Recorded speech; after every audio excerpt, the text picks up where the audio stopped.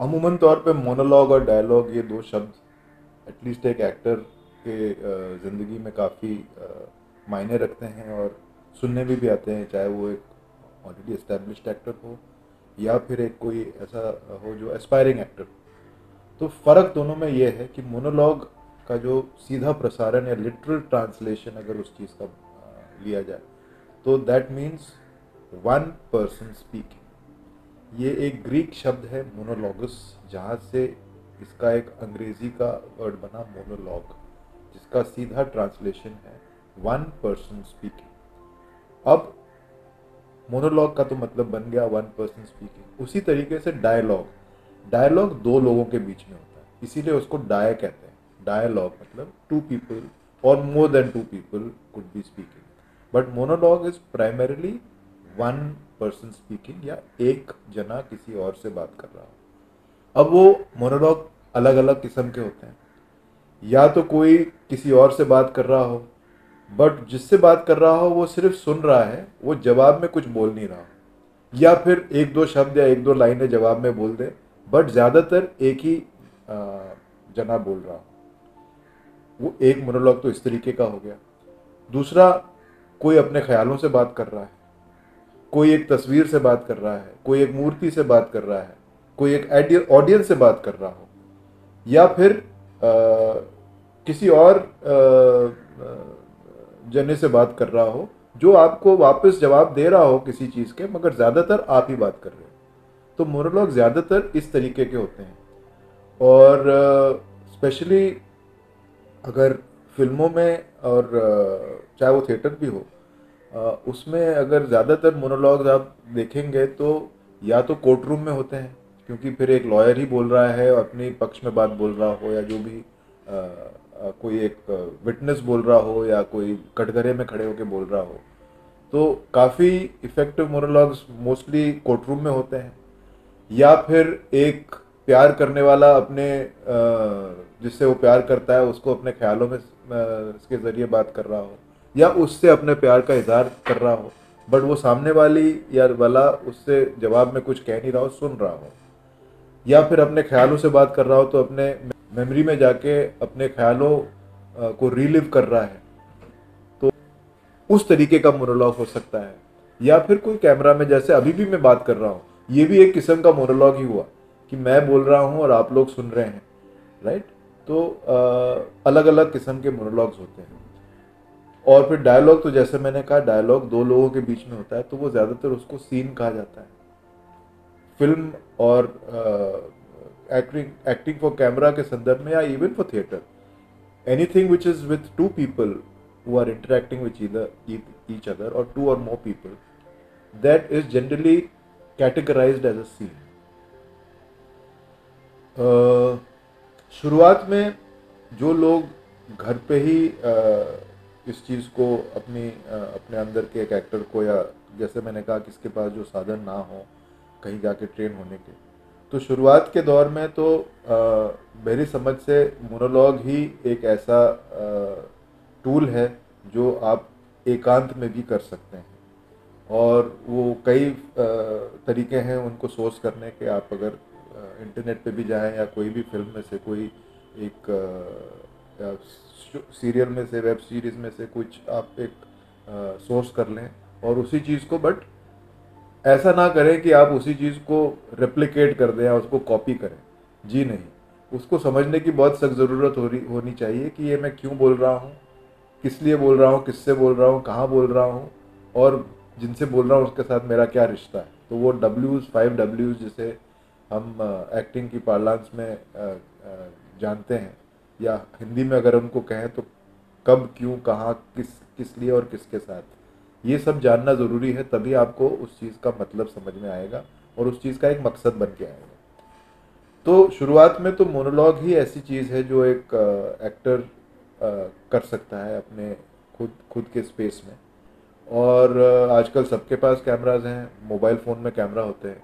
तो जब आप उस चीज़ को याद कर लें और आपको लगता है कि हाँ अब मैं इस चीज़ को रिकॉर्ड कर सकता हूँ, तो उसको रिकॉर्ड करके आप खुद ही देख लें, या फिर किसी अपने परिवार वाले को दिखाएं, या कोई दोस्त को दिखाएं, या कोई किसी और को जिनको आप जिनकी ओपिनियन को आप मानते हैं, उनको दिखाएं, तो उनसे पता चलेगा कि मेरे अंदर कुछ है भी या नहीं है, राइट।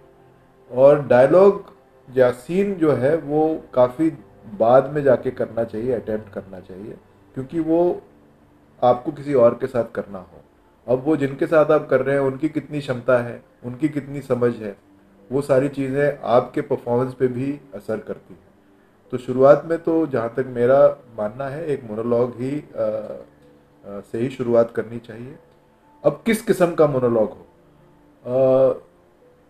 अगेन आपकी खुद की एक, हम सब एक यूनिक पर्सनालिटी के साथ जन्मते हैं, और उसी पर्सनालिटी को से इर्द गिर्द अगर हम शुरुआत में कुछ करें तो उसमें धीरे धीरे करते करते हमारी कॉन्फिडेंस बढ़ती है, और तब जाके आप अपने खुद की पर्सनालिटी के विपरीत या outside your own regular personality के बाहर जाके कुछ अटेम्प्ट करें, वो तब जाके इफ़ेक्टिव रहेगा या आई वुड से एडवाइजरी रहेगा। क्योंकि पहले आप खुद को जान लें, जब तक आप खुद की काबिलियत को नहीं जानेंगे तब तक आपको किसी और आपसे, आपके पर्सनालिटी के विपरीत अगर कुछ करते हैं तो उसको करने में सबसे पहले तो समझ भी नहीं होगी, और अननेसेसरली आप अपने लिए एक ऑब्स्टिकल क्रिएट करेंगे जो शायद आपको मायूस कर दे।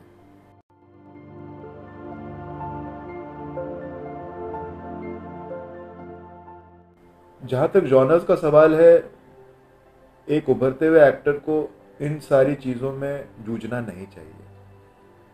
उसको हर चीज़ को एक निष्पक्ष तरीके से देखने की बहुत सख्त ज़रूरत है, और कि मैं इसी तरीके की चीज़ें करूँगा और ये नहीं करूँगा, ये अपने आप में, अपने आप के अंदर एक सीमा बांधने वाली बात है।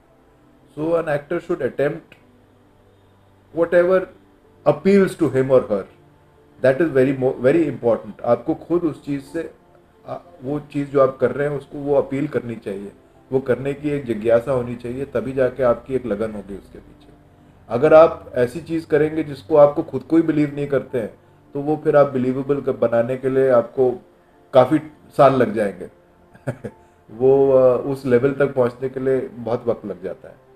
सो yes, an actor in the beginning should do monologues which are very closer to their personality.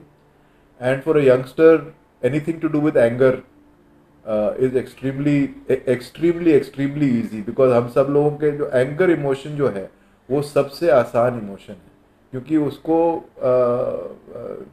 Utilise करने में या उसको इस्तेमाल करने में बिल्कुल ही एफर्ट नहीं लगती है, वो बहुत आसानी से हम सब के अंदर से निकल के आ जाता है। सो ऑल्सो उसका ऑपोजिट साइड ये है कि comedy, comedy is the most difficult, because जब तक आपको कॉमेडी की समझ नहीं आए हो तब तक वो कैरिकेचर, वो एक joke, I mean for want of a better word, joker गिरी लगेगी, फेक लगेगा, राइट। आप ज़बरदस्ती किसी को हंसाने की कोशिश जब करते हैं तो वो जितनी आप ज़्यादा कोशिश करेंगे उतना वो कम हंसेगा। कॉमेडी का की सीक्रेट यही है कि आपने किसी को हंसाने की कोशिश नहीं करनी है। जो कॉमेडी उस सिचुएशन में है वो उस सिचुएशन में बिल्कुल सीरियस है, मगर उसकी सीरियस जितना वो सीरियस है उतना एक ऑडियंस को वो कॉमिकल लगेगा, राइट। तो comedy of course in the initial stages I would recommend any newcomer to stay away from, unless it appeals to you, then it's a different case, but it will still require a huge amount of effort, and more than the effort, it requires a huge amount of understanding of the craft before you can attempt it. So again, like I said, something to do with anger, something to do with how do I say, being offended or being felt let down or feeling cheated. All of these things are very easy for a young and upcoming actor to portray. Guilt is extremely also another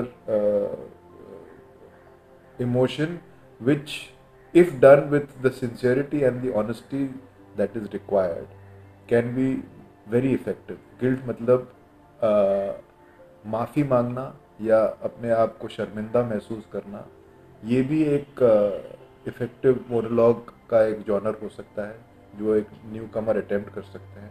मगर उस चीज़ को इतना ध्यान रखना चाहिए कि आपकी जो गिल्ट या आपकी माफ़ी मांगने की जो का जो तरीका है उसमें सच्चाई और उसमें ईमानदारी होनी चाहिए। ऐसा नहीं लगना चाहिए कि सिर्फ आप एक औपचारिकता निभाने के लिए माफ़ी मांग रहे हैं, तब वो औपचारिकता लगेगी।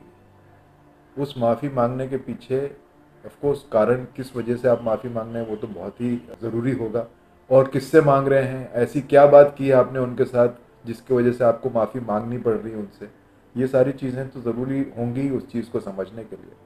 बट वो भी एक जॉनर कह लीजिए या एक इमोशन कह लीजिए जो शुरुआत में अगर आपको अपील करता है तो वो आप अटेम्प्ट कर सकते हैं। शुरुआत में तो मैं यही कहूँगा कि किसी से नाराज़गी या किसी से गुस्सा या किसी से शर्मिंदगी या किसी से प्यार का इजहार करना, ये सारी चीज़ें जो हैं एक यंगर पर्सन के लिए ज़्यादा आसान तरीके से इमोट करने के लिए या एक्सप्रेस करने के लिए आसान होती है। तो शुरुआत हम छोटे छोटे कदमों से लें, आसान कदमों से लें, तभी जाके आप थोड़े और कठिन कठिन चीज़ें कर पाएंगे और आपकी कॉन्फिडेंस भी बढ़ेगी उसको करते करते।